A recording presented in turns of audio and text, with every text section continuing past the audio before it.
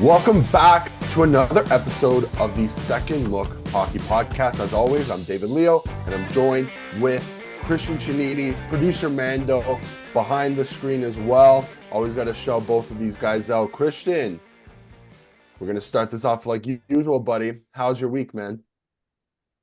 It's a good week. It was one of those weeks where it's like I just might as well have had amnesia. Like I couldn't pick out many events from it, just that it absolutely flew by. But you know what they say, time flies when you're having fun. So it was a fun week. How about you? Dude, I'm in the same boat. I did a lot of work. All the work kind of just seems to like go into one, and then it's like the weekend, basically, right? Um, I feel the exact same way. Watched a lot of sports again this week. Um, I guess do you want to just jump into what I've got my Bills jersey on, man. We're I was recording. just about to say. Yeah, we're recording just before 11 o'clock on Sunday. The Bills play at 6:30 today at Highmark Stadium. I'm nervous. I'll start off by saying that obviously I'm a big Bills fan. I'm nervous. It's not a great matchup for the Bills personally. The Bills they had three losses this year, but one of them I don't count it. It was against the Patriots. Third stringers on the field for the Bills. I don't really count it, but the Bills had two losses this season. One of them was to the Baltimore Ravens. The other one was to the Houston Texans. Would have been funny if the Texans actually got through the Chiefs and so did the Bills. The Bills would have had to play their two losses of the season back to back in the playoffs. Like how great, maybe sweet victory if they get through both of them and get to the Super Bowl. But they have to beat Baltimore first, right? So it's going to be a tough game.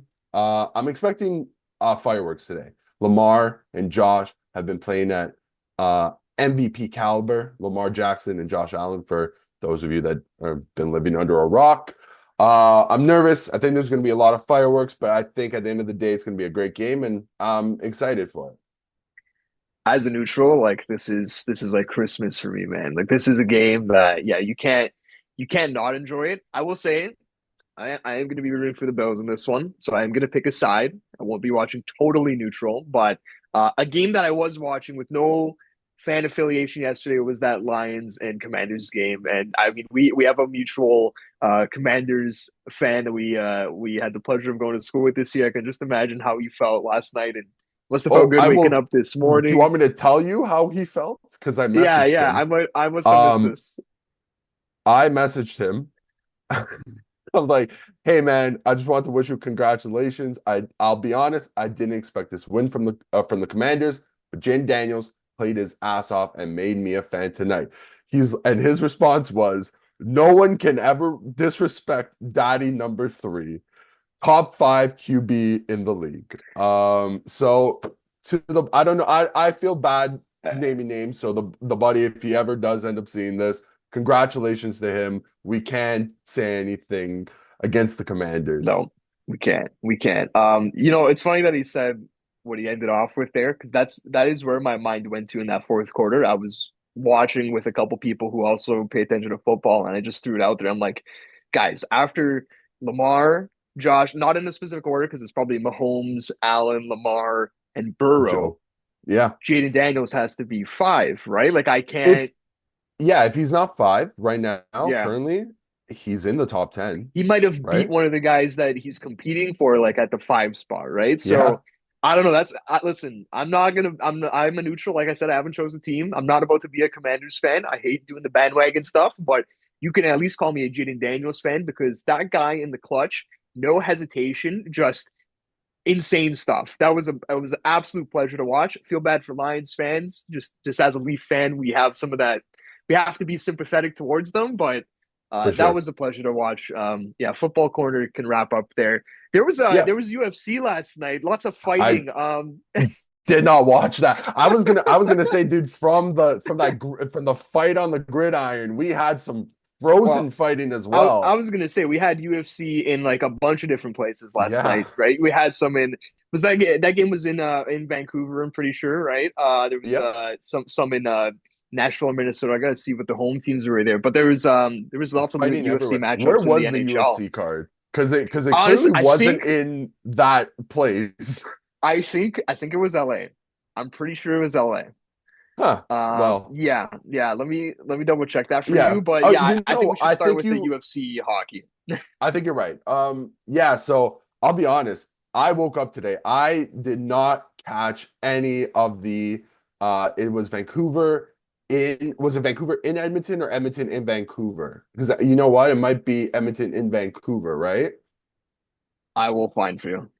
It is because I could see all the Canucks jerseys around. Okay, it doesn't matter. We're gonna Yeah, get bogged it down in was the in weeds Vancouver. It here. was in Vancouver. Who won that game? Like that's the only thing people have been talking about. Did the Canucks lose again? Canucks did win that game, Oh, and good for I them. like that is kind of important to like Hmm. the events that went down here. If you want me to run through them, Yeah, go. with the game on the line, dying seconds of the game, you have Connor Garland and Connor McDavid tangled up near near the Canucks blue line. So Oilers are in the Canucks zone trying to get something done, and Garland is not letting go of Connor McDavid. So you got some Connor on Connor violence here. And it just gets to the point where McDavid finally does get out of Garland's grasp and gives him a good old cross check to the face. That Oh yeah. starts the gigantic sprawl. You just see basically everyone on the ice in this gigantic circle right in front of the net, except two guys. You have Tyler Myers and you have Evan Bouchard off to the corner. They're exchanging words, and then Myers hits Evan Bouchard with his own cross check right to the mouth. Bouchard immediately grabs the face, skates off. Myers tries to like get away with it so inconspicuously. He just kind of goes about his day, joins the brawl. But I mean, that was like crime in daylight. We had two crimes in daylight there. They both How get match penalties. Wes McCauley pulls out the like these guys get match penalties. Everyone else gets a minor. He does like that any one. fighting? Any of No, this? no, I don't know. I don't know if it was the 5 minutes but like honestly, like you got to officiate the game better at that point. Like how is Evan Bouchard getting a minor there? He actually, if you watch the clips of this, he did nothing. He Yeah. spoke words to Tyler Myers, received a cross check to the mouth to his Bouchard, and got a 2 minute minor for that. Yeah, it's That is that's not how you officiate a game. no, it's not. And did you expect anything different, especially from that individual himself, the star of That's the why I show? bring up the that's why I bring up just the 2 minute minus for everyone because that's just not you can't go It's not about it like true. that. You can't. That's almost Yeah. like a lazy. That's just like the get out easy card. Where it's just like, oh, Hmm. I didn't see all this. Everybody gets a penalty. Like, no, no, You know who does no. that? Host league refs. It is a little bit of a house league move. It's a bit of a men's league move. Yeah, I don't Okay, want to get too much into the ref talk, but like, yeah, what are the so consequences here? You've seen the we clips see now. What do both of you those think? clips. Yeah, I personally, the beginning of the week, I was watching the Edmonton and Minnesota game, and we see Connor McDavid go in for a chicken wing. He clips Marcus Johansson. I think it's genuinely it's indisputable that he stuck out his arm, stuck out his elbow, and he clipped Marcus Johansson right under the chin. And Marcus Johansson will they put him on IR. He's going to be out for at least a few weeks. Hopefully, not much longer than that. And after the game, everybody's upset. I believe was it Ryan Hartman that came out with he called that a horseshit play, and I completely agree with him. And I said to myself, I'm like, okay, Connor McDavid is at the very least going to be getting a fine, which $5,000 is nothing to the guy making $12.5 million. But at the very least, some justice will be served because Connor McDavid didn't even get a penalty on that play. And now, less than a week later, we see Connor McDavid and he's swinging his stick around like a madman. His team's down and he, he catches Connor Garland square in the mouth. Um, I think it's indisputable this time that he's gonna get a real punishment, not a $5,000 drop in the bucket. Um, I think my comparable personally went automatically to Austin Matthews cross-checking Rasmus Dahlin. He I don't know if he went to go for his shoulder. But Austin Matthews caught Darlene like in the jaw neck area, and he received a 2 game suspension for this. This would have been a couple of years ago. I think 2 games is fair for that type of play. I don't know if you have anything. No, It just kind of feels yeah, like I don't know if he feels like he can kind of get away with this stuff. Like we know Connor McDavid's talented. He's the face of the league, undoubtedly.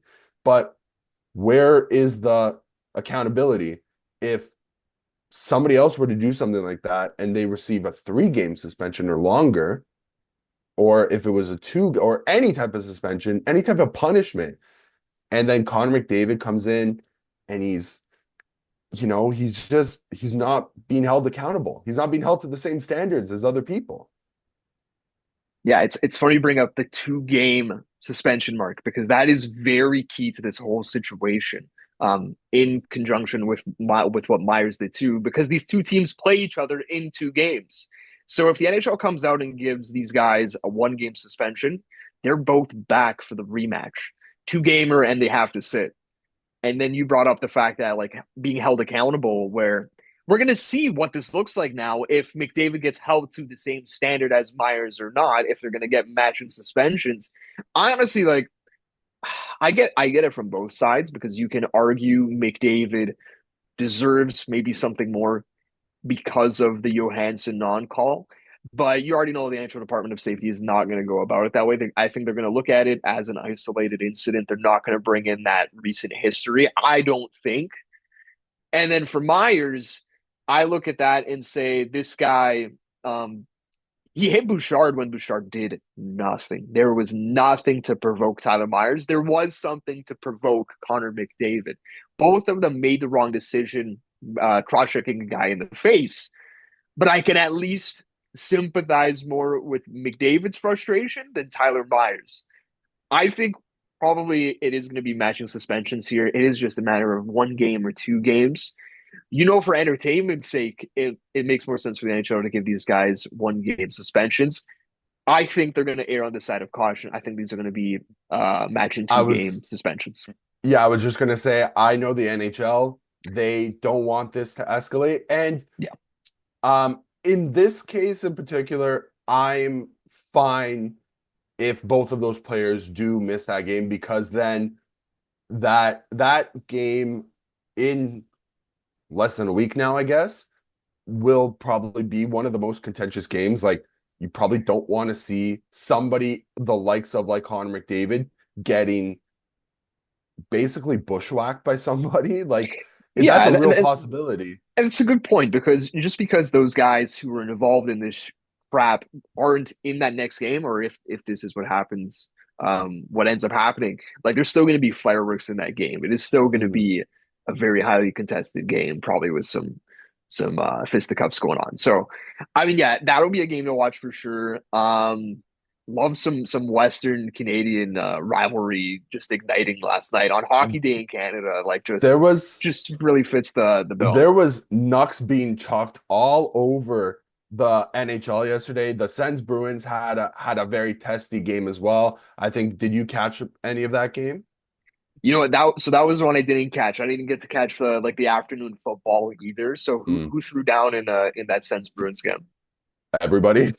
Like Oh, there was more okay. like I really missed it. multiple brawls. I don't even think like it was like there wasn't like isolated. There was isolated incidents, but it was Yeah. literally like just smoke on both sides. Everybody had it out for everybody. It was a high scoring game. It was honestly it was like watching a very testy playoff game. Maybe not the quality. The quality of hockey probably wasn't the best. Like it was Yeah. a 5-5 game. It's like Lots of watching like maybe an NBA play-in game. yeah. That's a I great mean, way to hey, put it. these guys are in the wild card race against each other. Like they have to play Yeah. it like that, right? It So was so yeah. sloppy. And then there was also, you said Nashville, was in Nashville, Minnesota Yeah, so I mean, was we just talked about Johansson getting injured, and then like we'll see when I don't know Minnesota and Edmonton plays again. Maybe they're going to look for vengeance there. But there was another Minnesota player, their captain Jared Spurgeon, who got injured. I think this is now almost 3 weeks ago when Nashville and Minnesota played each other. one of Nashville's rookies they called up from the minors earlier in the year, Zachary Leroux. He had a slew foot play on Jared Spurgeon. If you can find that replay and watch it, it's pretty blatant. And it's not just a slew foot in open ice. It's going into a battle in the corner. So he slew foots him. Spurgeon's legs come up and he goes into the boards awkwardly, and his leg bends in ways that you don't want your leg to bend.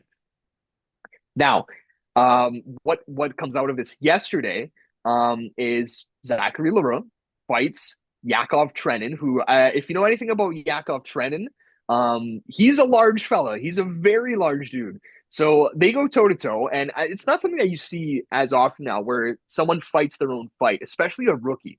But Leroux, if we learn anything about his reputation, he is that type of guy. And then the fight that I really wanted to highlight, because it was a heavyweight bout, was Luke Shen versus Marcus Foligno. This was the Ooh, second one. Yeah, round that's a two. heavyweight bout. That is the Thrilla. UFC. Like, It was I the don't know. Dana Thrilla White should have Manila. called up Luke Shen and Marcus Foligno after Armin Tsukarian pulled out last minute of that Yeah. fight against Makachev. Luke Shen and Marcus Foligno were ready to go, and they threw down big time. And what was so interesting to me is that's the sixth time that those guys have fought each other. I don't know Oh, what I the thought it was record round is. two. Nah, brother, that's Oh, round bro. six. That's round six, This guy's man. got a whole Star Wars saga going on here. Honestly. So I didn't know that. Yeah, like That's wild. that's a crazy stat there. And then the third fight was Mark Jankowski versus Ryan Hartman. Hartman beat him pretty Ooh. decisively. So there was a lot going down in that game. And I don't know if we pivot here to the Oh match yeah. of last night. There was something in the water yesterday. You know what, man? It was like not rivalry night, but it kind of felt like that. Like obviously we had the next topic. We're gonna get into the Leafs. Leafs sends. Leafs Somebody Habs, on Leafs this Habs. network. Leafs Leafs sends Habs. That's my next mistake. Saturday. Next That is Saturday. next Saturday. Leafs I can't wait. Habs. Somebody on this network might wanna not watch the next segment. He knows who he is. Um, yeah, there was definitely something in the water, but maybe not for Arbor Jackai, who, Yeah. as the Montreal Canadiens, they go up 3-0. I full disclosure, I was watching at a restaurant at the bar rail at a restaurant close to our house actually, Christian. Um, and it's 3-0 goes in. The 3-0 goal goes in, and Ryan Reeves is put out there, and he's out there trying to do Ryan Reeves things, and he's trying to do his thing with Arbor Jekkai. The two of them have had some shared history in the past. They famously they fought the opening game of last season. I'm gonna call it down the middle and say it was a 50-50. You could say Reeves won, you could say Jekkai won, but Reeves did go through the back of the Leafs net, so it wasn't a great look for him. Ryan Reeves, no fights on the year, and it's 3-0, and Arbor Jekkai looks up and he kind of points up to the scoreboard, and nothing kind of ensues from there on the fighting side, at least. The Leafs then proceed to score 7 unanswered goals between the second and the third period. I have to say, watching that first period, I was like, I fully expected that first period to look like it could have been more than 3-0 if I'm being completely honest. I don't know if you saw any of the Joseph Wall saves. The first period Oh alone, yeah. Oh the yeah. first period alone, Joseph Wall was making some 10 bellers. He made some 15 bellers later on, keeping the Habs to only 3 goals. Like he allows 3 in the first, none after that. Yeah, Joseph Wall, it begins with him making some great plays, but man, Austin Matthews, William Nylander, Mitch Marner. We can get into John Tavares a little bit later. He wasn't in the game, but those 3 alone, they put on their superpowers. The game, like the Leafs scoring wasn't started with any of those 3. It was actually like a Bobby McMahon 2-on-1 after the Leafs narrowly avoided going down 4-0. Bobby McMahon's on a 2-on-1. He takes it in himself and he rips it right by Sam He's on a Montembeault. 2-on-1 with William Nylander, who Yeah, I don't know if you know. Yeah, like you said, he's pretty damn good. Scored in this game as well. Like I just want to commend Bobby scored 2 the McMahon last for game. Yeah, I just want to Yeah. commend McMahon for taking matters into his own hands there. Like it would be very easy, especially on this Leafs team where we talk about the just the level of difference that we see between the core four and everyone else. Have been very easy for him to pass up that opportunity there, but he absolutely rifled it. Like Mm. that was a quality shot from Bobby That was a McMahon, and he shooter made no shot. mistake. It was, Yeah. and like I don't know if that's really what we'd call McMahon is a sniper. I don't know. I don't even know what he is. At this point, he kind of does a little bit of everything. He's a bit of a power forward, a bit of a speedster, a bit of a shooter. It's been really good to watch. Like he has been the depth player who's stepped up the most, especially when, like you said, people have gone down and no John Tavares right now. He's really made the most of every opportunity He's had. I feel like that play there was kind of that was the epitome of it, where he just took matters in his own hands. So shout out to Bobby McMahon there. Yeah. Really I said, do kind of want to backtrack. Yo, sorry, you got yeah, something go. on that? No, he just said, F it. I'll do it myself. Yeah, yeah, yeah. Like He said, "Look at Thanos me, with the I glove. am the William Nylander now." Yeah. Yeah, no, it was great. It was great. I do want to Yeah, backtrack to the go. Reeves thing because I had a couple of thoughts there. So Sorry, yeah, I not skipped only over does that. Jekai, no, it's all good, it's all good. There's a lot to get to in this game anyway. So not only does Jekai point up to the score, but he also gives him the shoe. Yeah. Okay, that I can't think of the last time I've seen that. That feels, and tell me if I have the passion tinted glasses on here, but that feels a little disrespectful. Oh, yeah. Is that against the enforcer code? Because like I said, I can't recall a time where it's one thing to say, "Hey, buddy, look at the score." It's another thing to say, "Shoe off." Yeah. That is something else entirely. I'm at the point now where I don't want to get too conspiratorial with this thinking here, but like, is there just a handshake agreement between all the fighters in the NHL to not give Ryan Reeves a fight this year? Like this is almost like the player version of what we saw with Kyle Dubas, where everyone just agreed to take his guy off waivers. I kind of feel like we have that right now with Ryan Reeves, where there must be like just a fighters group chat, and they're just saying like it's got everyone in it but Revo, and they're Yeah. just saying, fellas, keep the bit going. We're not giving Revo a fight. Like, am I I too off the just, mark there? no, I just want to know who in this scenario is Harry Sateri. I don't. I see. This is the thing, dude. Because like, if Revo's not gonna fight, he might as well be Harry Sateri, right? Yeah. That's the thing. That's the thing. So it was. I don't know. I like I said, I don't know if I'm going too off the deep end with that thought there, but he's spoken about it to the media where he said he's looking for the fight. So if he was hiding an injury, I don't think he would say that. We've Mhm. seen him do it on the ice. We saw him chasing after Hathaway in the Philly game, and we saw it last night. So I don't know. Like, what the hell is the conclusion to be made here? Why doesn't anyone want to fight Reeves? Like, he was fighting last year. What has changed? I honestly, dude, Right? I Dumbfounded. can't tell you. I can't tell you. Yeah. So It's literally that's, like over the span of like what, maybe a season over 12 months, it's yeah, kind of like yeah. flipped on him. Yeah. I don't know. But I mean, listen, if nobody's willing to actively go with Ryan Reeves, I think my man should go to the bench or go to the press box because it's not looking good, bruv.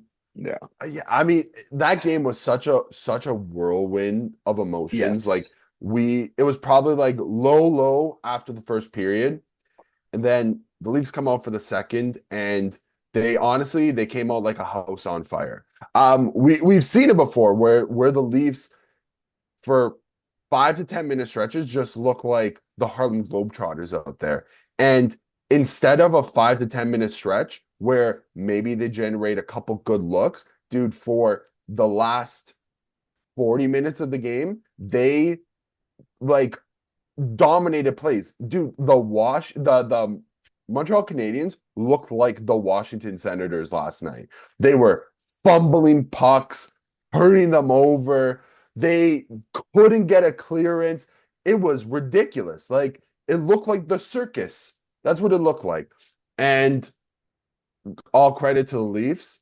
Man, they put Montreal in their place. Montreal coming in, we talked about them last week. We were on here saying they won 9 of 12.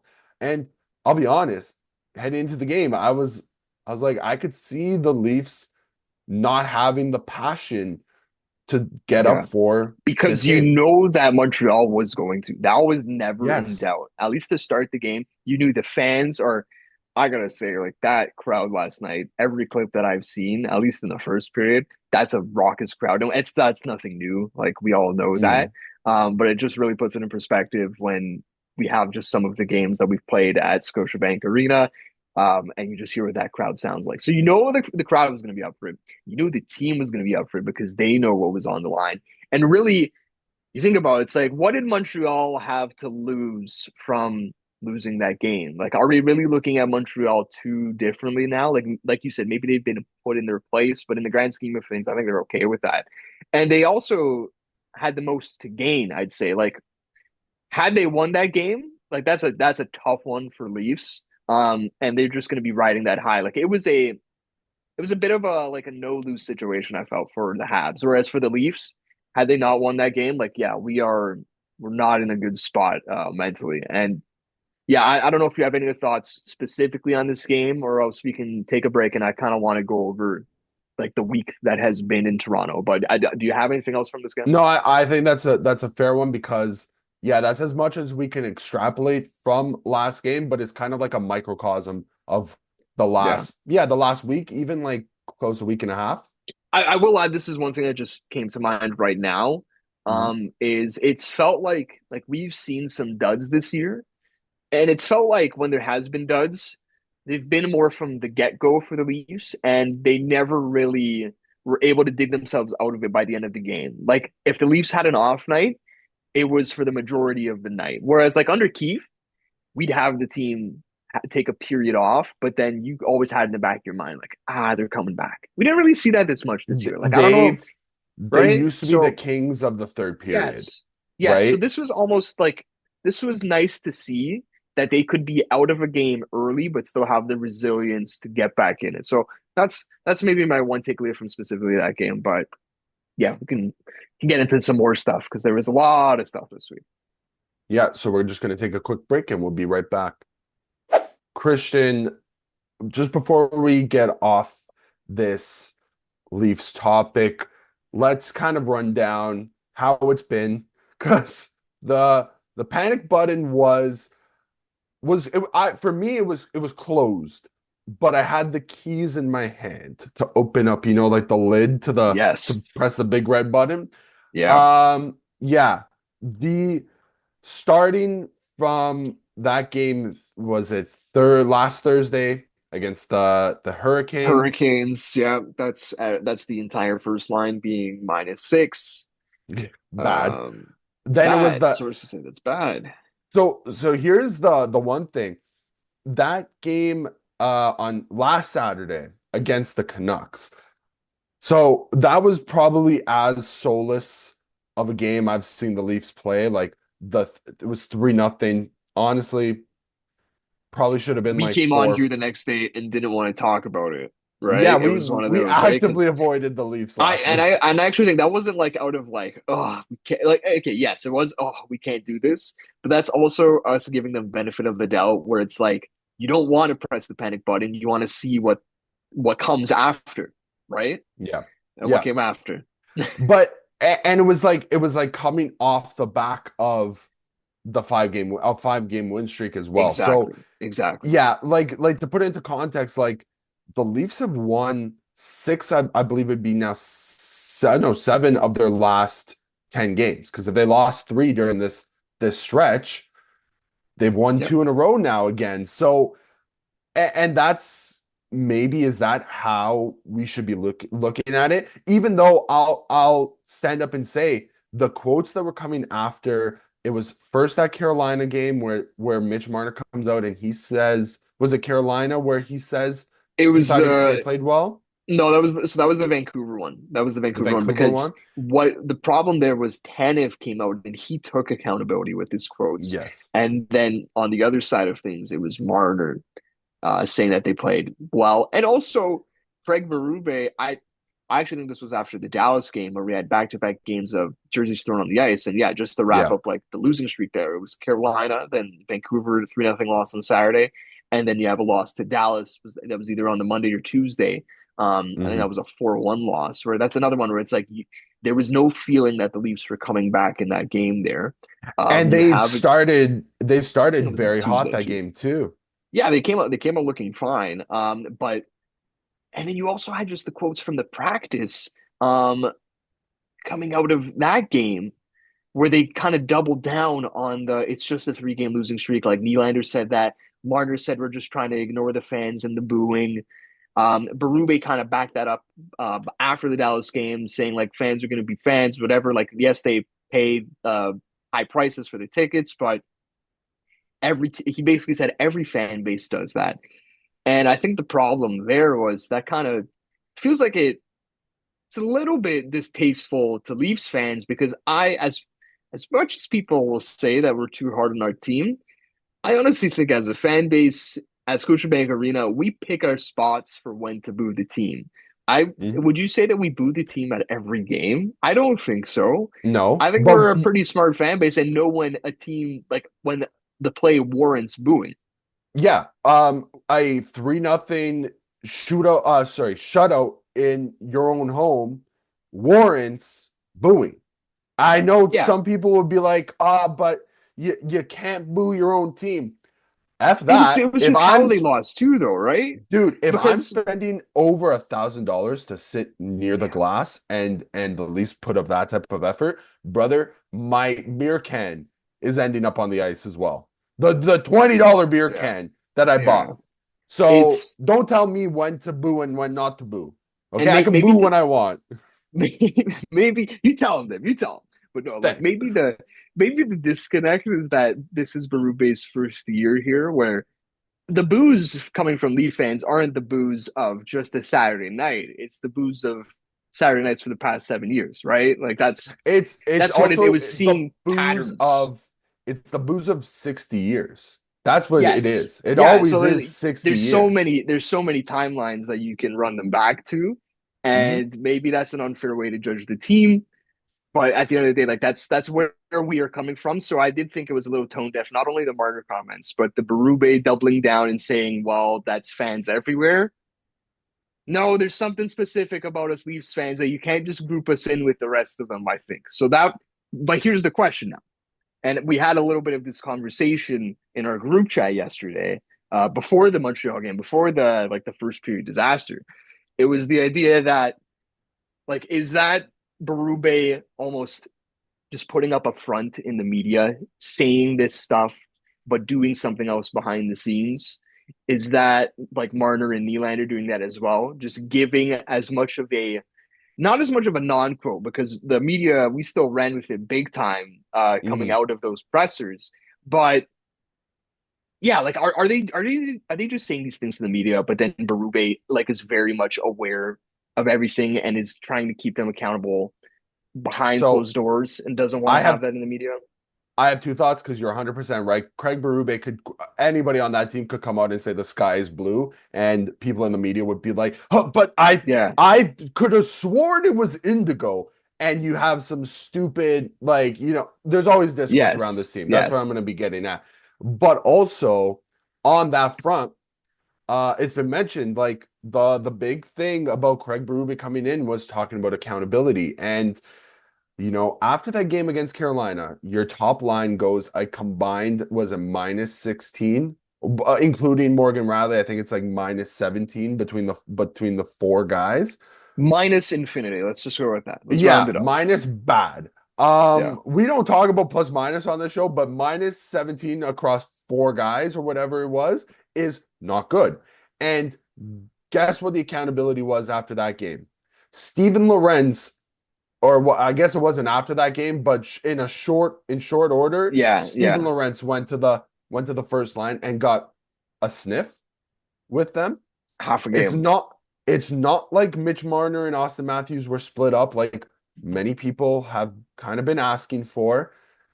It's not like any of them got benched. They both got their 20 plus minutes. So that's Yep. where the Willie frustration comes too, in. coming off of we forget that he's scored now in like what 3 goals in 2 games. So we forget. Yeah, He was in one of his worst slumps that we've seen maybe in his in career, his right? in Like his outside yeah, of in maybe his Leaf year one and career. two, like Sure. since signing his first deal, like that was a very, very rough slump. and And his ice time had no there was no consequence to his ice time. it's also not like he was firing the puck off and getting unlucky. Like he looked like a ghost He out was a there. 200-foot ghost, right? Yeah, Both ends of the ice, right? Which you 100%. cannot beat. So yeah, like that's here's the thing is like so if Willie and Mitch came out to the media and said what we would have wanted them to say, the media's not ignoring it. Like we're still talking about it. Would there be some of us who even say, I'm done hearing it. I want to see it. Like so maybe they just took that angle and ran with it. I did think it was curious that Chris Tanev didn't get that message then. Like if that was um A group message. um a group message, Tanev Hmm. wasn't on the group, and you'd think he'd be like on the if he's not in the core, but he's on the outer core, right? Like you don't have to go too far from the core four to get to Chris Tanev. And so Yeah, that made me think, I'm like, that to me feels like Greg Berube and just the core four decided on that messaging, and other people didn't really get that message, which yeah, I thought that was a maybe. little concerning. So yeah, you have that. And the Lorenz thing, my piece on that. So yeah, he played half a period in that Dallas game with the first line, quickly got shuffled out, had like Domi and McMahon taking some shifts in that spot. And that's after like there was a lot of not hoopla, but like a lot of people were saying like, "Oh, this is a great opportunity for Steven Lorenz." They even asked like Pete DeBoer about it, and DeBoer was like happy for Lorenz. So there was a big deal made about it. Like he obviously was really excited, and for that experiment to end after half a period, right? And you have Matthew score at the beginning of that game. That line scores. Um, I kind of think that if you're a depth player in the Leafs room, next time Craig Berube says Pontus Holmberg, you're playing 2C because like whatever the move is, Max Pacioretty, you're on the first line. Do you not remember that time that Lorenz was on the first line for half a period? Like, how seriously do you take Craig Berube's words next time you're a depth player getting a promotion? It kind of cheapens the message for next time, I think. So I didn't like that move. I did not Yeah, like it. not a Yeah. great look. And it's not like Steve Lawrence did anything to warrant being booted off that line within half a period. Even if he did, it's like you cannot get a full picture. Like in terms of sample size, half a period is definitely not enough, and half a Yeah, period is actually like not really what it is. It's whatever their ice time was for the period, which is probably it might have been six five minutes worth minutes, of sample size, right? Like that's if that. and listen, like I don't know how much staying power that line would have had in the long term. Like that's up for debate. Like maybe we're not arriving at that by even just yesterday night. Maybe that line is already disassembled, but yeah, I don't know. That was my take on it. That I'm just, if I'm maybe in the locker room, I'm just weary of what the next lineup changes, and you'd like there just to be more commitment behind some of the moves to be made, not just kind of shuffling the deck. Um, I On have that one more. note, though, oh, Yeah, sorry. The only thing I was going to say is like on that yeah, note, it is though it is very refreshing to see because we know the talents that the three that we are like the three that we've been talking about, Matthews, yeah, Marner, Nylander, we know the talents that they have. And it just is refreshing though to then see that game against New Jersey where both Matthews and Nylander have two goals yeah, apiece. And not only that, they also looked dominant. Like Matthews looked fantastic on both ends of the ice. Nylander like couldn't be touched. And the same went for yesterday against the Habs, where both of them again, like Matthews gets a shorthanded goal. He gets Sam Montembeault like looking cross-eyed. Sam Montembeault still thinks the puck is going left, and he's still moving over to the like he's moving over to yeah. the right. The puck's on the other side of you, pal. Keep That your was head Matthew up. saying, "Hey, Patrick Laine, I can do this too, buddy. I can Yeah, do a what you hundred do." percent. I could Yeah, do no, it I better. exactly. Nice to see a little bit of Laine Matthews rivalry reignited there. But yeah, I got something from the New Jersey game. Yeah, I go. thought that was a very like Keefe-ish Leafs W. Like I mentioned, so here's like the Keefe's formula, and you tell me if I'm misremembering, you think you don't agree. They outshot their opponent in that game. They had 41 shots. By almost double as Matthews, well. you rely on Matthews going nuclear. Mhm. You have mental lapses in the D zone leading to goals against, right? So we have that. I'm checking them off right now. You've got scoring, and then giving up a goal against just a few minutes later. I thought, Immediately right, after, right. check. And you rely on a late comeback. I thought that was the key formula in Check. that Jersey game there. The only thing that was missing was to come back and then And lose in fumble it in overtime. overtime. Yeah. That was Yeah, the only you're thing right. that we missed You're because they hey, won. you're They right. won in Yeah. OT. Yeah. So I thought that Uh, was very fitting against Keefe. what You did got something there? what did I say during that game? I said something along the line that third period. I was just like, "Gosh, the Devils are defending like a Sheldon Yeah. Keefe coach team." Yeah. It Yeah. was it was like the fire department and the not like 10 alarm blazes were going off The every crowd single was time. really getting into it too. Like that Yeah, was that I was mean it nice to see helps. when they got rolling. Yeah. Yeah, Um my other Keith thought here is like you have him roll into town in the middle of the Nylander slump. And it just reminded me that coming into that game, not so much coming out of it, like maybe we can talk about the takeaways, but he really knew how to get Willie on track, right? He knew what made Willie tick, that you need to light a fire under his ass to motivate him Mhm. out of like the goal slumps and lazy stretches. He perfected that approach. Like we, for the most part, didn't worry about Willie because we're like, oh, Keith's gonna hit him with this here and he'll be back. Yeah. I kind of thought at that point in time, like, is Berube like still trying to figure out what his version of that is, right? Like, is there something unique about Keith's approach that Berube can't emulate, or and this was coming off of his Nylander's comments about the 3 game losing streak, like it's not a big deal.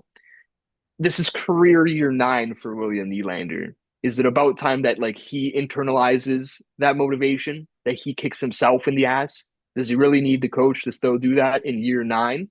And maybe we saw that play out in real time in that Jersey game, right? I It don't kind I of don't felt even like we saw it. I don't even think it's a kick in the ass that he's gotta internalize because I don't think he knows how to give himself a kick in the ass. But what he does know how to do is play cool. Like he is cool as a cucumber. If that quote to the media where he's like, what basically the sum of it is like, what is the big deal? It's a 3 game losing streak. Teams go through this all the time, which he's right. It did come. When I first heard it, I was like, it was in the middle of the losing streak. I was like, hey pal, maybe not the best time to be saying this, but Willie turned around and said, hey, I'm still William Nylander. I can eat snap of a finger, 2 goals are in the back of the net. Like he has the ability to kind of like turn it off and on. It's ridiculous. But I'm glad that he backed up those words because what if we're sitting here today and then they end up losing both of those games and Nylander doesn't get a goal in either of them and it's a 5 game losing streak now? That quote is definitely different. But Yep, William we'd still be Nylander, talking about it. oh yeah, we'd probably be talking about it till next week as well.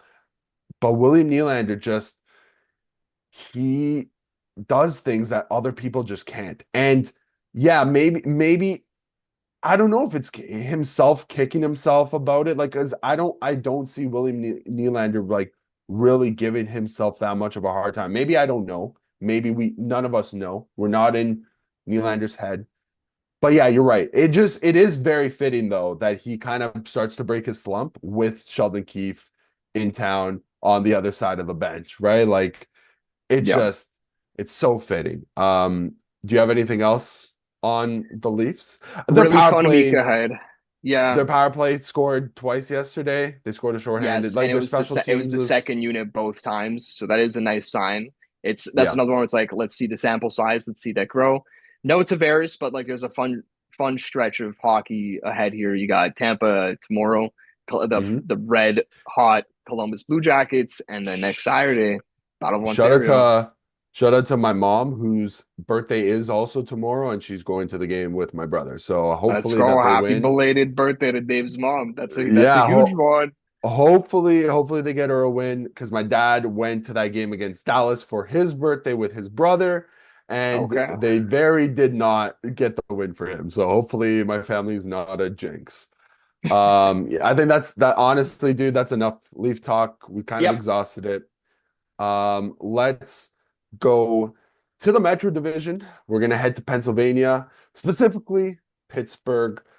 Earlier on Wednesday, the Pittsburgh Penguins announced that they would be putting goaltender Tristan Jarry on waivers. I'm trying to get this article loaded up so I can read his stats out. If you have that open though, Christian, that would be fantastic because Some for some NHL reason, stats on Tristan Jarry. I can start yeah, off by at least from saying this not year. good. Not good. Listen, this has been a long kind of storyline with Tristan Jarry. It actually goes back to when Kyle Dubas took over because he was a free agent at that point in time, extension eligible. And I remember seeing reports of Kyle Dubas like kind of going back and forth and weighing in his mind whether he'd want to do it or not. And ultimately, he chose yes. And I believe that deal. I think it was I think it was a 5 by 5. Gonna find it on Yes. Puckpedia here, but right, So it was a big deal. You want those okay, stats? I do have the stats now. So Okay, go for it. he signed to again, it just died on me. 5 year deal, $26 million. Signed that Yeah, July 1st, 2023. One of the first moves. Was that not one of the first moves that Kyle Dubas made? yeah, Because he had yep, just got hired. yep. Um, his stats this year and even last year too, he really hasn't done much to justify making that type of money. And for good reason. He was put on waivers, not claimed. He gets sent down to AHL. I believe it's Wilkes-Barre Scranton. Oh yeah. Um, Not great. First time in a few years that he's been back to the AHL. It's how crazy is it, Christian, that if you would have polled Pens fans after their second cup win, was that in 2017? Um, Yep. if you were to say to them in 10 years from or whatever it is, 7, 8 years from now, between Tristan Jarry, Matt Murray, who Tristan Jarry was in the system, Matt Murray, who won both back-to-back Stanley Cups, one of them as a rookie, and Marc-Andre Fleury, who would still be in the NHL, how many of them do you think would say Marc-Andre Fleury would be that goaltender? That's crazy. I didn't even think about that. That's an insane thought to have. Yeah. Wow. I mean, I'm just looking at Yeah. Jari's stuff here. Like this year, an 886 is downright awful, even in the NHL like goaltending save percentage landscape, where like I think our average is down to 901 this year. But like last year, 903, so just about average, 6 shutouts, had a goalie goal, and someone else on Pittsburgh did that too.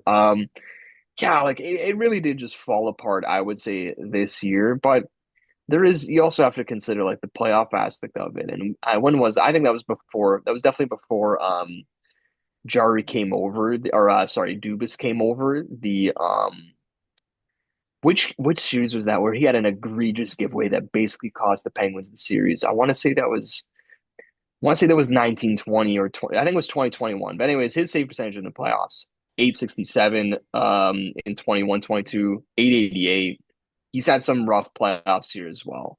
I don't know like how much I'm gonna fault the Penguins for making this move to put him on the waivers, but yeah, it's about in hindsight looking at Kyle Dubas here. Um, yeah, that's 100% a mistake. It might be his biggest mistake.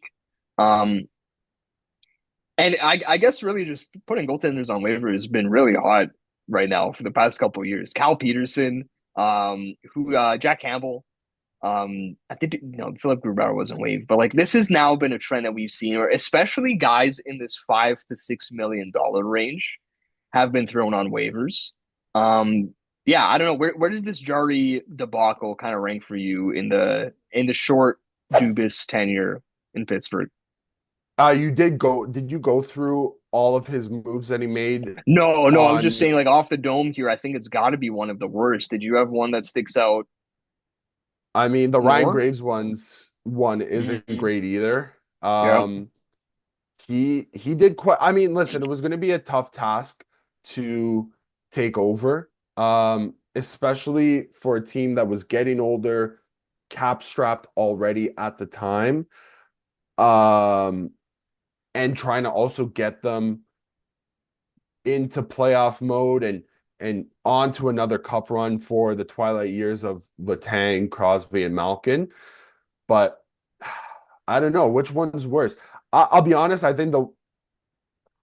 wasn't a big fan of the Erik Karlsson deal. I think I don't really know if they needed a 34-year-old banged up Erik Karlsson, if I'm being completely honest. And by all accounts, he could have been a Toronto Maple Leaf right now. Yeah, Because Kyle Dubas wanted yeah, him for a few years. Thank God we didn't, because probably wouldn't have been the move, but I don't know, man. All of them are just not great. Like he has the luster kind of worn off on Kyle Dubas. Everybody called him boy genius in Toronto and like kind of like as as a slight against him as well. That weren't fans of this of him in Toronto. I don't know, man. It's looking very mid in I wouldn't even say it's bad in Pittsburgh because if you have Sidney Crosby, Gindi Malkin, and Chris Letang on your team, I don't think you could ever truly be awful. But they are just a mid hockey team. Nedeljkovic goalie goal aside, which please, if you haven't seen that, go back and watch it. Like I was watching that game with my dad, and we just like we see Tristan Jarry, sorry, Alex Nedeljkovic come around his net, and he just fires up a lob, and it just goes right over everybody's head, and it sails in. I was like, oh my God, like, what are your thoughts if you're Tristan Jarry and you see that? um, Yeah, that's like I'm I'm never going back. asking, yeah, I'm asking how to get out. I'm looking up on Google how to get out of like a lease agreement or whatever. Like, Yeah. I'm putting up my house on the market in Pittsburgh because I'm like, I gotta get out of here. I can't be here. Yeah, Mando just hitting us with a stat here, and I wanted to run a bunch of these by you too. So he's saying that Nedeljkovic has four goalie goals in his career, not in the NHL, because I think that'd be a leader, but across all of the leagues that he's played in. So he started in the ECHL, scored there. AHL has one there. He's the first goalie ever to score ECHL, AHL, and NHL. That's pretty cool. First goalie to have an assist and a goal in a game. That's a really nice one. First goalie to score a goal while also having 40 saves in a game. That's a pretty good one too. That's crazy. I so yeah, I kind of want to. This is from 4 days ago. I just wanted to compare this here. The Sabres game where Ryan McLeod gets a hat trick goal on an empty net in a period where the Sabres get zero shots on net, which is the more impressive kind of. Not see. I don't know if the Sabres one isn't impressive, but which one are you just more like surprised by with all the stats surrounding it? That Sabres empty netter, where Um, first, okay, so now yeah, I see now I think surprised by and impressed that's what by are surprise. two different things. It Because with the impressed by context of has to be all the the things goal. that Nedeljkovic did in that game. So it's like he scores the Yeah, goal plus 40 all of those saves. stats that we just riffed Hmm. off there, right? Hmm. Like that Uh, was a I'm big more goal. I'm more impressed by Nedeljkovic, but I'm more surprised by the Sabres happening because honestly, it's the Yeah, Sabres. Like that is the Sabres type of thing to happen to the Sabres. You know what I mean? you're right. You're right. Especially in the last 10 years. Um, I just want to ask you though, Christian, quickly, who are you taking 1v1? You need a goal, Alex Ovechkin or Alex Nedeljkovic? Some Alex versus Alex here, eh? Yeah, Yeah. yeah. I heard, Or Alex Mandarino. bingo, bingo. That's I who don't know. I I heard want. Nedeljkovic, man. He's gonna go for the Gretzky goal record after Ovi hangs it up. So, or maybe at that point it'll be the Ovechkin goal record. You know, he's gonna go for that. I actually don't know with the. I don't know, man. If you can see, like, is it Broder that has the most goalie goals in the NHL? It's got to be what, three? I'll I take a think is peek. the Didn't record. Yeah. didn't Mike Smith See. have a few? I feel like he was he was like just a puck playing like Yeah. genius behind the net. Like he loved to play the puck. Sometimes in his later in his career to his detriment. Yeah. But Not yeah, great. I'm loving the rise of goalie goals. I'm pretty sure this is the first year in the NHL's history that we've had multiple in one season. Philip Gustafson had one as well earlier. So hey man, I don't know if you saw either yesterday.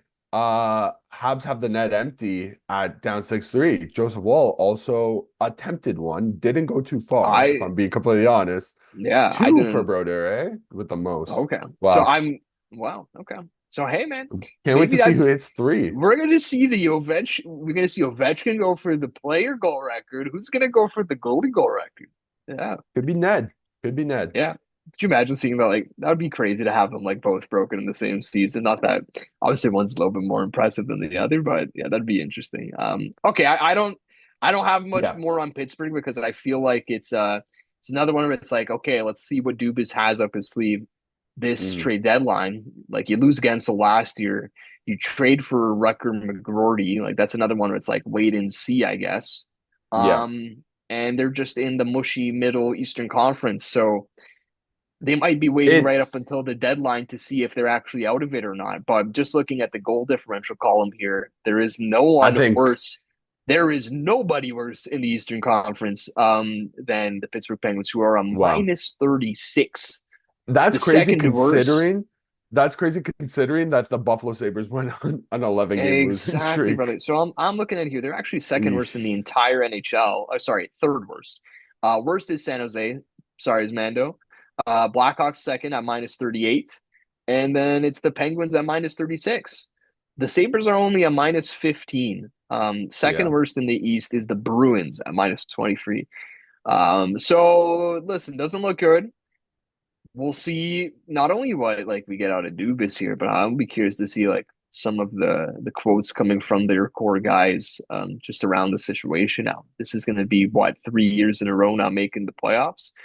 I don't think that's happened in any of those guys' careers. It might have just been 2 games hasn't happened or 2 years. So yeah, that's all I've got there. Yeah, no, 100%. So I think we're gonna head back to Vancouver. So we started with Vancouver. We're not gonna end with Vancouver, but we are gonna head back. Um, the Elias Pettersson and JT Miller stuff seems to be coming to a head here, especially with JT Miller. They there was a game I was at work for this game as well. Uh, actually two games. One of them against the Winnipeg Jets, where the Vancouver Canucks uh frankly got embarrassed within the first period. Kyle Connor gets a hat trick. Hey, pack it in for the night, guys, because you're not coming back and winning. The Jets barn was rocking and the Jets team was rocking, and guess who wasn't? The Vancouver Canucks. And they then follow that up with a real ugly, I believe it was a 5-1 loss to the LA Kings, where they Yeah, yeah. were not in it for a single second. Um they were down, I believe it was 4-0 or 5-0 when Quinn Hughes finally scored to break that scoring slump. And I remember distinctly because he scored and the lights are going off. They're playing at home and there's no emotion on Quinn Hughes's face. And that kind of seems like it's been the same story for the whole team. And for JT Miller in particular, he's I believe it was during the second period. The cameras caught Rick Tocchet on one end of the bench, but he's looking down at the other end where JT Miller is kind of sitting, and he looks to be a little bit like isolated. He's off to the side, and we don't know exact. I don't know if we know exactly what Rick Tocchet said to JT Miller, but it probably wasn't anything like probably wasn't great. Probably wasn't like a big pick me up, like, hey, don't worry about it, sport. You'll get him next shift. I don't think it was anything along those lines. Um, Rick Tocchet, he's saying, yeah, JT Miller has been struggling. He's caught in between. It seems like every time he's on the ice, something bad happens. I think he's got some bad luck, but he's also got some reads that he's got to look at himself right now and focus on some of these reads. I think he's trying. I think the focus level has to get a little higher. That is damning on JT Miller in terms of hockey circles. Like that's basically your coach saying like, "Hey, pal, snap out of it or get on out of here Snap because out of it, or will Thanos snap you out of this organization? Basically, yeah. Yeah. And we kind of had that confirmation as well on Saturday. Elliot Friedman coming out on the Saturday headline segment during the second intermission, and he said that on Saturday that there was basically a trade in place.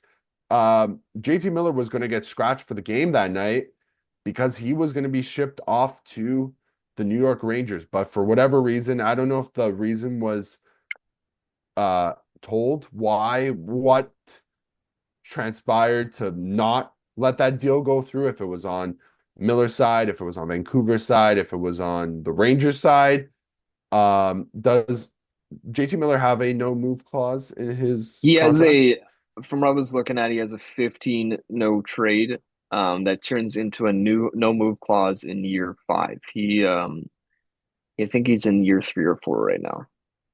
So I think it's year three actually. So yeah, Okay. he's got a 15 no trade. And I think that matters just because think about the like who are the teams that we've heard from around. Obviously New York. We've now had some Devils talk. Yeah. Cam Robinson, I think, was someone that was reporting that the noise around there. I saw there was something, I can't remember who would put it out there, something about the Dallas Stars sniffing around. I mean, Um, listen, a lot of teams should be interested, especially if you're going to be yeah, getting JT Miller for pennies on the dollar, which I believe you can, because the Vancouver Canucks they've been put in this situation for, I don't know if it's on their end or if it's for whatever reason, they've been put in this situation again, seemingly a year after being put in the same situation with Bo Horvat, where it was kind of like pick between either your yeah. captain and was it Pedersen that he was that the locker room was split down the middle with? Was it Pedersen or was it also It was Miller? no, it was Miller. It was Miller because they had both been extension. They were both like up for Yeah, extensions, and it was like, you're can right. you extend both? So I just wanted to clarify. He's in year two of a 7 year deal, makes 8 mil. I don't want to rehash it too much because I'm thinking back now. We've probably done this Miller convo like 3 times in 6 episodes on this pod, trying to move it forward, like with the teams. Just looking at it here, I don't know if we've heard anything about like CBJ. I think we heard something about CBJ being interested in Horvat. Pedersen. Do they not want Miller? He's from Ohio. I Hmm. kind of think there might be something there. I don't know if that's like if they wanted to swing big in CBJ, not to have a full conversation on them. Maybe we can do that next time around. But that kind of makes sense just looking at it here. There is the New Jersey aspect. Like I can see how that one makes sense too. But I don't know. Do you think it's just going to be Rangers and that's simply it, or can you like see one of these other teams pulling the trigger on this kind of move? I think if you're a team that's interested and you have the space, I say why not? Like Yeah. we know what JT Miller brings to the team.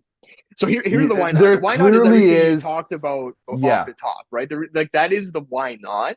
yeah, But we've also seen the why not before when he was one of the worst defensive forwards in the league, and this is kind of what it looks like right now. But I think we mhm, also have the answer that that's an effort problem, and we know that this guy gives 110% effort when he feels supported by his team and his team is winning. So yeah. that's what's so When tough about this is the as long as you've problem got him in the is, right scenario, you're probably getting your money's worth. yeah, and then the problem is though, if the team goes on a 5 game skid, He might be um, one of the primary reasons why. yeah, yeah, How do you get him back out of it? Yeah, that's what we've seen in it Vancouver. it is a big give and take, but also if you're adding him, is most likely going to be a playoff team, and if there's one guy right now that you maybe you want to pick to be on your playoff push and your cup push, that seems like a guy to me. He is a playoff dog. He's a dog when he plays, but he is a playoff dog. Um, I don't know. Where do the Canucks go from I'm here, so man? curious to see just how quickly this comes together because, like you said, it sounded like it was pretty close yesterday. So Yeah, we might yeah. have a resolution by next episode. We might have a resolution by today, especially if By Elliot the end of Friedman this comes one, out. Yeah, especially if Elliot Friedman comes out on national television, yeah, because that's always a good sign. once it makes the second intermission Saturday highlights, it's almost set in stone that that thing, whatever is being talked about, will most likely It's happen. when, not if. Yeah. Yeah, yeah. So it does seem like it's a matter of time. And man, Calgary, this could be, sorry, Calgary, the Canucks 2 years in a row where they might not get top dollar for some of their top dogs. I'm still thinking they can get a haul for JT Miller because of the reasons we lined out that you I think Vancouver and I think whoever's trading for him knows that they're going to be able to get the most out of him if he's motivated and in a good spot. So I'm still curious to see what they could get in a return. Um, Maybe we break here, get some Producer Mando action going on. We are back. We're graced with the presence of producer Mando. As we kind of wrap up this episode, we're going to hit you guys with just some quick hits that happened over the week. First thing we're going to start with the Edmonton Oilers. He signed a 1-year contract with the Edmonton Oilers. Wait, what did I say? John Klingberg. He signed a 1-year contract with the Edmonton Oilers. Is that what I said? Because I feel like I didn't say I think that. you might have said the Edmonton Oilers signed a contract with the Edmonton Yeah, Oilers, but stay you hot, got there. You babe. got there. You're For not sure. We wrong. got there in the end. Stay hot. I believe it's for under $1 million. Obviously, John Klingberg, he played in 14 games last year with the Leafs before getting hip surgery. And I'll be honest with you, um, that seems like they're lying to me because I don't think he even played 14. If I'm being completely honest, it felt like he played the first 5 games of the season and he was gone. But in hindsight, it makes sense because he was on that trip to go to Sweden for To the Sweden. Global Yeah. Yeah. Series, and then we never saw John Klingberg again. His I guess we injuries just flared returned up. him to sender. That Basically, was, yeah, yeah. we did, definitely did. He went. So the surgery that he had to go through was a double hip resurfacing surgery, if I'm correct. Yep. Yep. Same thing that That's Patrick what, Kane had to go through. And yeah. Patrick Kane only did on one hip. Yes. So he had to go through two of them. He had both hips done. I think Puljujarvi might have done this as well. Hmm. Yeah. Okay. So listen, a lot of people were in on John Klingberg, and I I know that the Leafs were. I'm not gonna sit here and say that I'm salty, and I think it's a travesty that he chose to sign with Edmonton over the Leafs. I thought it would have been a nice addition, getting John Klingberg for probably under a mil, close to league min. Uh, Maybe to run your power play. Hmm. Hopefully he has the legs for that. But in the same vein, I also think it's a bit of a weird move to go to Edmonton where he probably isn't going to get his power play cookies there. Like you have Evan Bouchard, you have other guys on that blue line as well. Is a John Klingberg with two resurfaced hips going to do the job? But I'm also sitting here saying like it's only 900K. You can, if he's not good, you can kind of return to sender and just kind of throw that money into the fire, basically. I don't know. What is your read on this, guys? Yeah, like yes and no. It's like a cheap deal where it's like, who cares? If it works, it works. If it doesn't, it doesn't. That's what I remember actually telling Mando at work one Yeah. day because he had told me, it's like, hey, this is what's happening with Klingberg. I'm like, why not? Like, who cares?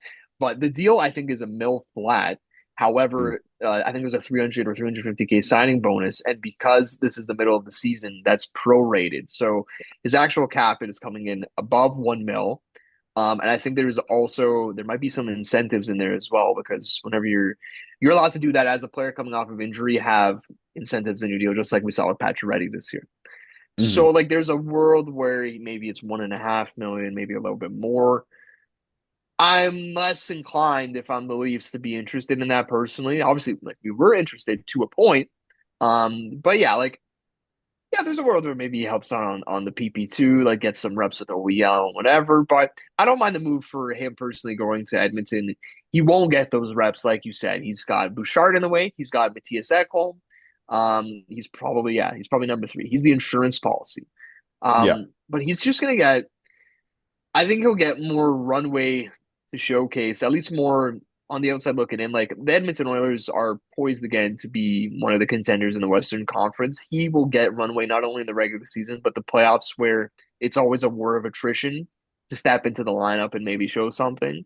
Mhm. Um, I don't know who like he would have leapfrogged on a continuous basis here in Toronto. Like I'd still Connor maybe take a Timmins. healthy Connor Timmins though, Yeah. Yeah, or I would like the too. chance of John Klingberg coming back here. Like we just got to Yeah. see what it looks like. Dallas was interested as well. That would have been actually, I think that would have been A honestly the return. best fit. Yeah, Yeah. I think that could have been nice. But then you look at this Oilers blue line. It's Ekholm, That's Bouchard, Nurse, Kulak, and then like Ty Troy Emberson. Stetcher's in your Ty Emberson is someone who I know that I've heard Oilers fans actually say He they've is a he's been a man. pleasant surprise. yeah. But yeah, I think they're more. I don't know. Actually, now that I think about it, like I mean, the Leafs are kind of in the same spot. Like we have four Yeah. guys and two plug and plays. Like I don't know what is the big takeaway here, man? Or do you have something like what do we think that Klingberg really saw in Edmonton that he didn't see in the other two spots? Ultimately, I think what you hit on was the blue line. I think the idea of looking at that right side, and Evan Bouchard is obviously your number one PP guy. He's the one that's right now playing on the first line alongside Matthias Ekholm, which is they got it right there. But past that, Troy Stetcher in and out of the lineup. Ty Emberson played a little bit in San Jose, didn't get a lot of opportunity to showcase anything. I think he had a really slow start to this year in Edmonton. And as you suggested, the Oilers fans have sort of taken a bit of a liking to him. He's playing bottom pair minutes right now. So if that changes because of Klingberg, I wouldn't be surprised. He obviously has the experience. And I think what's big here is that I believe I read somewhere that Klingberg was training following his surgery with the same team that helped rehab Patrick Kane. So he's working with, I don't know if it's a doctor or medical side or more of a training staff, but I think he had a little bit of a conversation at least to sort of bring him into the fold. Now, Kane's upside is obviously 10 times that of what Klingberg brings in terms of an offensive perspective, even though a few years ago he did have what I think is his career high of 67 points with the Stars. Mhm. Ultimately, I think he looks at Edmonton and he thinks, I've had a run with it in Toronto. I've seen what Edmonton is capable of from a Stanley Cup run standpoint. They made the push last year. They have the leaders both on the blue line and up front with McDavid, Draisaitl, that whole team. And I think ultimately he just sees an opportunity to kind of make a run for it because look, guys, like, is he going to have a chance next year, or is this Klingberg's last year? Or maybe he has one more in him next year if his hips hold up. But I think he's ultimately looking for success as a cup, and maybe he sees that with the Edmonton team here. I've got one last note here before we Yeah. get to the. I haven't seen this McDavid stat, so I'm excited to I hear do if have a whoever little bit put of a that in. preamble for that one. Okay. Yeah. Okay. So I just wanted to talk about Edmonton. I was hitting their former Leaf quota here. Do you guys know Yeah. how many they're up to right now? I I just did thought a it On was quick this count here three current this team, year. on this current team. On this current team. So I'm this is like gonna guys that they've highlight. also acquired in the past. Like just how many guys have played Okay. for the Leafs that are on Edmonton right now? Okay. I like Mando's pick at 3. Okay. Yeah, I'm gonna say 3 as well. So we got Zach Hyman, Connor Yep. Brown, Yep. Kasperi Kapanen, Travis Oh, I forgot Dermott, about Cappy. Calvin Pickard, now John Klingberg. Six. 6. Six. Crazy. Double that. Take Straight it or from the Like, double it. Leafs. yeah, could you Wow. imagine like they like you have an 18 skater, like a 20-man roster, but yeah, they have like and they probably won't have all six of these guys in lineup at the same time because Travis Dermott's only played 10 games. But Exactly. Thank Yeah. God. dude, six former Leafs on the Oilers right now. Wow. Imagine Wow. imagine Calvin Pickard on a like standing I behind Travis Dermott, Kasperi and Kapanen, John and Zach Klingberg. Hyman and You could John oh my Wow. god, you Klingberg. could Could build a actually whole yeah. line. Holy I didn't even think about that. You actually could. Wow. Somebody call Wow. Dennis Malkin. Somebody call Dennis Malkin. Get the line going. Yeah, Oh the man. Oilers are quite literally playing take a leaf or double it and give it to the next person right now. It's Uh ridiculous. and they've said double it every time. And double down every single time. They're hitting on 18, baby. They're doubling Yeah. down. All I had to right. double check So because I'm like, did Calvin Pickard actually play a game for the Leafs or was he just smart? At least he did play one game. Yeah, I think he play snuck one. one in, I right? was There you I was go. about to say, Snuck one in. yeah, I if he did, good for him. I don't even remember. Wouldn't be able to tell Sorry you to when. derail from McDavid, Yeah. but yeah. Yeah. So okay, do you guys know what Connor McDavid did this past week? I guess now would be close to a week and a half. many things, but Yeah, not other than specifically. being unbelievable. Okay, so Nothing. not specifically. So he passed, Yari Curry for second all time in Edmonton Oilers points. Obviously, guys, we don't need to take a guess who number one is. Wayne Gretzky has 669 career points with the Edmonton Oilers. That's obviously not his entire career. We know that he left. He only did it in 7 years, which is ridiculous. He Oh, yeah. 1,669 points, but that's not what this stat is. So at the time, Connor McDavid has 1,046 points. So he's just short of 600 points behind Wayne Gretzky. Now, what the stat is, though, is Big Head Hockey ranked where Connor McDavid would be in points on every franchise in the NHL. Now, I'm not going to go through each one of them like by team, like, you know what I mean? I will tell you though, I don't know if you guys have seen this tweet. Can you take a guess how many teams currently at 1,046 points he'd be first place on? Well, I mean, Seattle, Utah, I think obvious. Vegas, even, I think you could probably fit into that mix. I wonder if even like a Columbus. I don't know if Rick Nash would have gotten to that point or anybody like that. I don't think so. Yeah, because he also went to like New York after. I'm gonna guess like I will tell you he is first on league. Columbus as well. Let's go with like 18. Okay, that's high. League, man. Okay. I would go closer to like maybe 12. I'm going to give some teams credit, but hey, Producer you know what? He's that Mando, Bullseye. Is this Come guy on. playing at the World Darts Championships right now? Luke Littler. Come on. Luke Littler?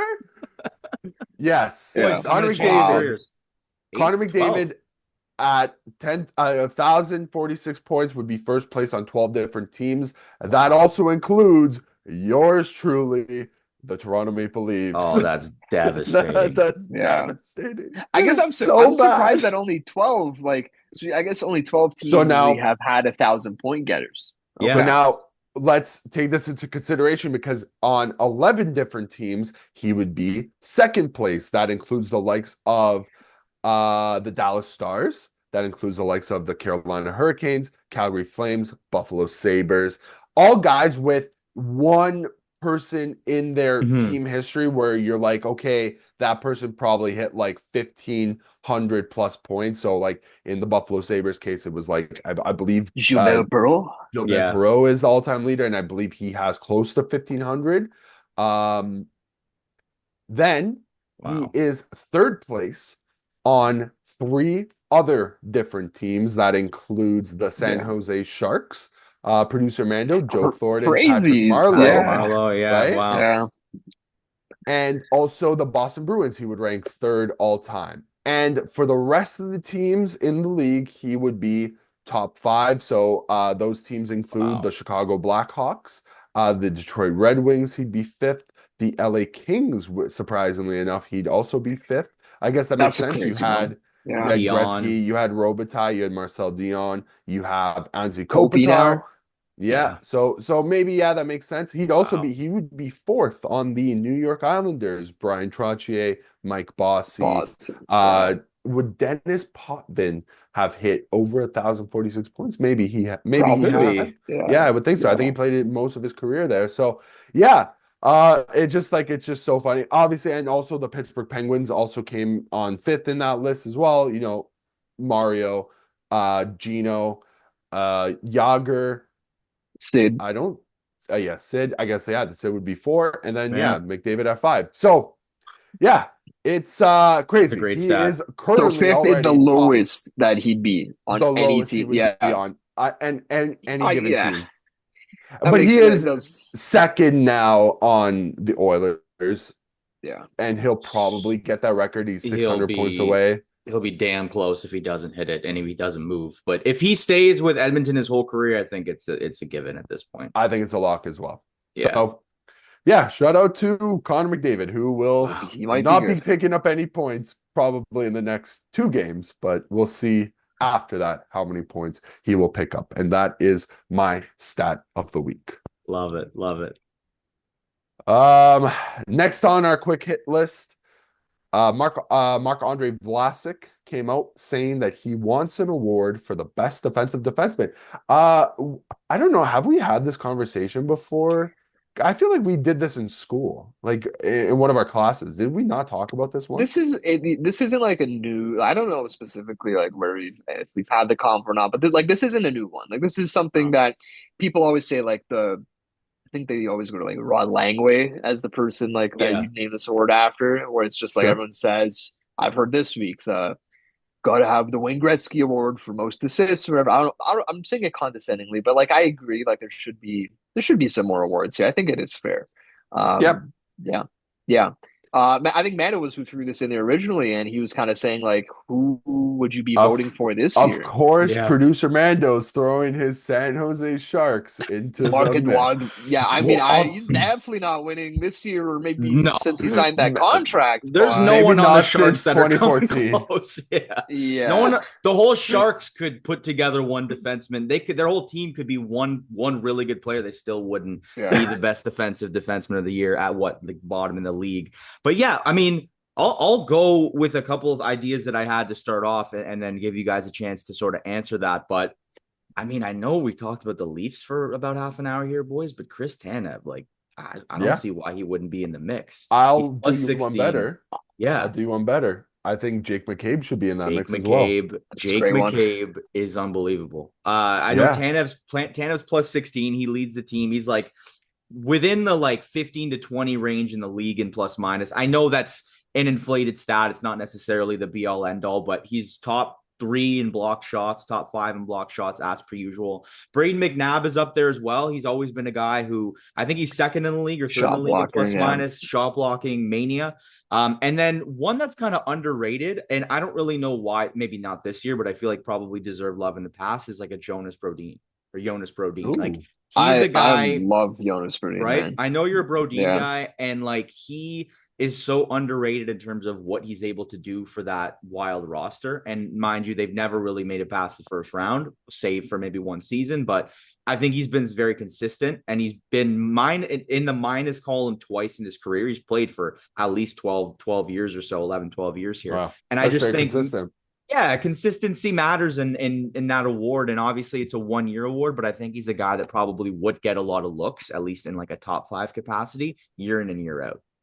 I don't hate any Underrated of those because picks. he himself is understated. Like, can you ever remember yourself reading a Jonas Brodin quote? No, I he's don't- not that type of guy. I don't even think I knew what he looked like until I looked up some of his stats earlier. Like I wouldn't be able to pick him out of a Looks lineup. What Swedish. does he He sound looks like? Swedish. Yeah, he's Does he probably a sound Swedish Probably Swedish guy. too? sounds Swedish. I'm sure he does. Yeah, very low key Swede. Yeah.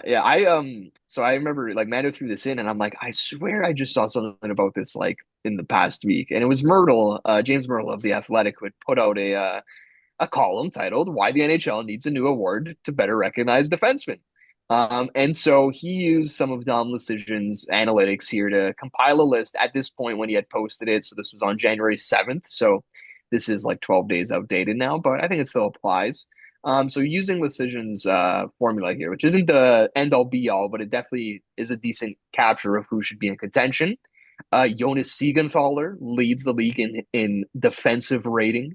Gavrikov's up there. Kovacevic, another New Jersey Devil. Yeah. Mikey Anderson. So you've got 2 Devils and 2 Kings. Jake Middleton. So interestingly, that's the Wild's Middleton, number yeah. 1 guy here. Ryan McDonough, who gotta say I thought was Really? cooked. I thought was gonna honestly be an anchor on that Bolts blue line, but maybe he's got some extra pep in his step coming back there. Josh Morrissey. Then is Chris Tanev. Then is Braden McNabb, and maybe the guy who would have won it last year in Gustav Forsling. That is That's some a of the good guys call. that threw out there. That's- So all of these guys are really good names, honestly. I've just got one last thing on this. What would this award look like? It's got to be Dude. a golden Oh, shin pad, I thought right? you were gonna say. I Yeah. thought you were gonna say what. I thought we were gonna come up with a name The name. because in my head I'm like, give it the I would Golden shin give it pad. I was gonna say the Scott Niedermayer Memorial Award. Yeah, I give me the Corbinian Holzer, Yeah. cornucopia. I don't know. The Definitely not golden golden shin Golden shin pad shin pad. is pad. hilarious. Yeah, Yeah, it would be a golden shin pad. Like would be the visual. I would love that. That'd be great.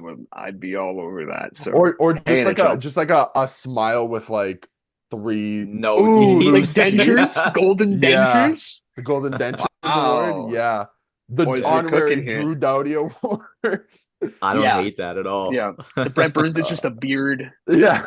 Yeah, you can't go wrong with any of these guys. I love it. But I think just to kind of wrap up this point, I think it's long overdue because the Norris Trophy has kind of always been who on D basically has the most points. I know it's not always like that, but for the most part, the finalists are the top three in points for that year, right? I think it's about time that we kind of give the defensive side of the defenseman its Yeah, recognition and its due. Yeah. I agree. Like, cause like just we have the Selkie. Like we have it. We Yeah, do it for we do. forwards. Why the hell are the defensemen getting left in the dust? And it's just kind of meant that the Norris is, yeah, it's just a point getter award. And I mean, I don't know how many Norris trophies you'd really be changing, like considering the all-encompassing aspect of defense. Like I still think a guy like Quinn Hughes and Zach Werenski's a guy as well. Cale Makar always in there. I Yep. think those guys are still the top contenders for this Yeah. award. So I like I don't know how would the Norris then just become the offensive defenseman award and the Selkie would just be defense? Like would Yeah, you split Yeah. it or could you just treat the Norris like what do you do yeah, with the Hart Trophy? Like it's best just yeah, overall defenseman, and then best defensive defenseman, like the Hart and the I guess Selkie yeah. is.